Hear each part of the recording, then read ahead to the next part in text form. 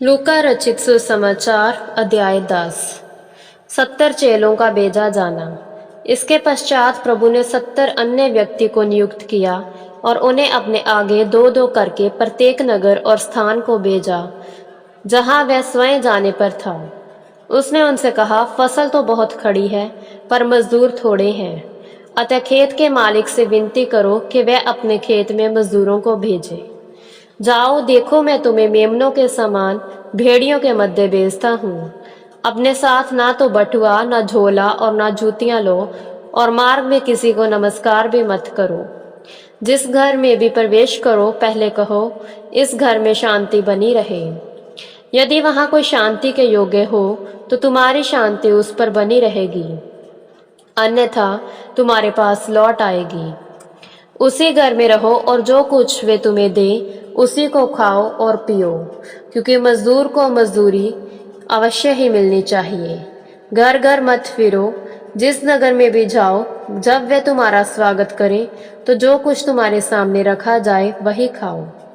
वहां जो बीमार हो उन्हें चंगा करो और उनसे कहो, परमेश्वर का राज्य तुम्हारे निकट आ पहुंचा है। पर जिस नगर में तुम जाओ और लोग तुम्हारा स्वागत ना करें तो उसकी गलियों में जाकर कहो, तुम्हारे विरोध में हम तुम्हारे नगर की उस धूल को भी जो हमारे पैरों पर लगी है झाड़ देते हैं।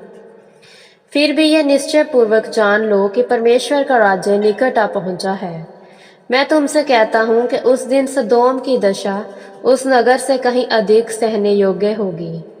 हे खुराजीन, तुम पर हाय! हे बैतसादा, तुम पर हाय! जो आश्चर्य कर्म तुम्हारे मध्य किए गए, यदि वे सूर और सैदा में किए गए होते तो वे टाट ओढ़कर और राख पर बैठकर कब के मन फिरा लिए होते। परंतु न्याय के दिन सूर और सैदा की दशा तुम में से कहीं अधिक सहने योगी होगी। हे कफरनहूम, तू क्या स्वर्ग तक ऊंचा उठाया जाएगा? तू तो अधोलोक तक नीचा किया जाएगा। वह जो तुम्हारी सुनता है मेरी सुनता है, और जो तुम्हारा अस्वीकार करता है वह मुझे अस्वीकार करता है, और जो मुझे अस्वीकार करता है वह उसे अस्वीकार करता है जिसने मुझे भेजा है। वे 70 आनंद करते हुए लौटे और कहने लगे, हे प्रभु, यहाँ तक कि दुष्ट आत्माएं भी तेरे नाम से हमारे वश में हैं। उसने उनसे कहा, मैं शैतान को बिजली के समान आकाश से गिरते देख रहा था। देखो, मैंने तुम्हें सप्पों और विषुओं को कुचलने तथा शत्रु की सारी सामर्थ पर अधिकार दिया है, अतः कोई तुम्हें हानि नहीं पहुंचाएगा। फिर भी इस बात पर आनंदित मत हो कि आत्माएं तुम्हारे वश में हैं, परंतु इस बात से आनंदित हो कि तुम्हारे नाम स्वर्ग में लिखे हुए हैं। अनंत जीवन पाने का उपाय। उसी क्षण वह पवित्र आत्मा में अत्यंत आनंदित हुआ और उसने कहा, हे पिता, स्वर्ग और पृथ्वी के प्रभु, मैं तेरी स्तुति करता हूँ कि तूने बुद्धिमानों और ज्ञानियों से इन बातों को गुप्त रखा पर बच्चों पर प्रकट किया। हाँ हे पिता, यही तुझे भला लगा। मेरे पिता ने मुझे सब वस्तुएं सौंप दी है। पिता को छोड़ कोई नहीं जानता कि पुत्र कौन है, तथा केवल पुत्र को छोड़ कोई नहीं जानता कि पिता कौन है, और केवल उस व्यक्ति को जिस पर पुत्र उसे प्रकट करना चाहे। तब चेलों की ओर मुड़कर उसने उनसे गुप्त रूप में कहा, धन्य है वे आंखें जो उन बातों को देखती हैं जिन्हें तुम देखते हो, क्योंकि मैं तुमसे कहता हूं कि तुम जिन बातों को देखते हो उनको बहुत से नबियों तथा राजाओं ने देखना चाहा पर ना देखा, और उन बातों को सुनना चाहा जिन्हें तुम सुनते हो पर ना सुना। देखो, एक व्यस्तवादी उठा और ये कहकर उसकी परीक्षा की, हे गुरु, अनंत जीवन का उत्तराधिकारी होने के लिए मैं क्या करूं? उसने उसे कहा, व्यवस्था में क्या लिखा है, तू कैसे पढ़ता है? उसने उत्तर दिया, तू प्रभु अपने परमेश्वर से अपने संपूर्ण हृदय, संपूर्ण प्राण, संपूर्ण शक्ति तथा संपूर्ण बुद्धि से प्रेम कर, तथा अपने पड़ोसी से अपने सम्मान प्रेम कर। तब उसने उनसे कहा, तूने ठीक उत्तर दिया है, यही कर तो तू जीवित रहेगा।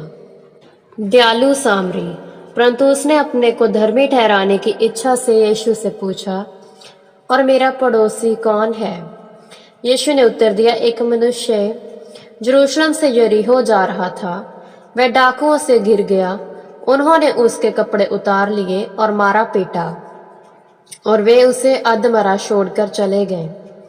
संयोग से एक याजक उस मार्ग से जा रहा था और उसने उसे देखा तो कतरा कर चला गया। इसी प्रकार एक लेवी भी उधर से निकला और उस स्थान पर पहुंचकर जब उसने उसे देखा तो कतरा कर चला गया। परंतु एक सामरी भी जो यात्रा कर रहा था वहां पहुंचा। जब उसने उसे देखा तो उसे तरस आया। उसने पास जाकर अपने घाव पर तेल और दाखरस उड़ेलकर उन पर पट्टियां बांधी। तब उसे अपनी सवारी पर चढ़ाकर एक सराय में ले आया, जहां उसने उसकी सेवा की। दूसरे दिन उसने 2 दिनार निकालकर सराय वाले को दिए और कहा, इसकी सेवा करना। इससे अधिक जो खर्च आए मैं लौटने पर चुका दूंगा। तेरे विचार से इन तीनों में से उस व्यक्ति का जो डाकुओं के हाथ में पड़ गया था, कौन पड़ोसी प्रमाणित हुआ? उसने कहा, वही जिसने उस पर दया की। यीशु ने उनसे कहा, जा तू भी ऐसा ही कर। मार्था और मरियम के घर यीशु। जब वे चले जा रहे थे तो उसने एक गांव में प्रवेश किया और मार्था नामक एक स्त्री ने उसे अपने घर में ठहराया। उसकी एक बहन थी जिसका नाम मरियम था, जो प्रभु के पांव के समीप बैठकर उसके वचन सुन रही थी। परंतु मार्था सेवा टहल करते करते व्याकुल हो उठी और उसने उसके पास आकर कहा, हे प्रभु, क्या तुझे चिंता नहीं कि मेरी बहन ने सेवा टहल के लिए मुझे अकेला छोड़ दिया है?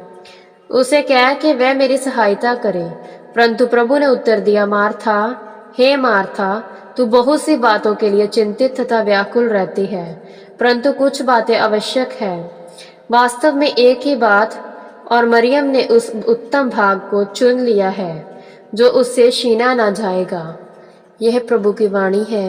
ईश्वर को धन्यवाद।